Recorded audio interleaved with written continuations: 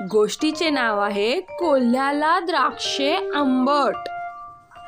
एका जंगलात एक कोल्हा राहत होता। त्याला लागली होती भूक आणि मग तो अन्नाच्या शोधात इकडे तिकडे भटकत होता। फिरता फिरता त्याला दिसला एक द्राक्षांचा मळा। कोल्ह्याची नजर गेली द्राक्षांवर। मळ्यात सर्वीकडे द्राक्षांचे घड लोंबकळत होते। मग काय, कोल्होबाच्या तोंडाला सुटले पाणी। तो म्हणाला, वाह, ही फळे तर खूपच चविष्ट दिसत आहेत, मला तर ही खायची आहेत बाबा।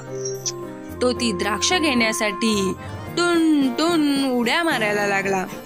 द्राक्ष काही हाताला लागेना, मग आणखी जोरात उड्या मारायला लागला। या द्राक्षाच्या वेला जवळ जातोय, उड्या मारतोय, दुसऱ्या वेला जवळ जातोय, उड्या मारतोय। कोल्होबा शेवटी दमला आणि खाली कोसळला आणि वर द्राक्षांकडे बघत म्हणतो कसा, ही नकोत मला द्राक्ष, ही द्राक्ष आंबट असणार। या गोष्टीतून काय कळते की एखादा मूर्ख व्यक्ती एखादी मोठी गोष्ट मिळवायला लागला आणि जर ती त्याला मिळाली नाही तर तो त्या वस्तूलाच दोषी समजतो। अशा छान गोष्टींसाठी आपल्या मराठी स्टोरी टीव्हीला सबस्क्राईब करा। धन्यवाद।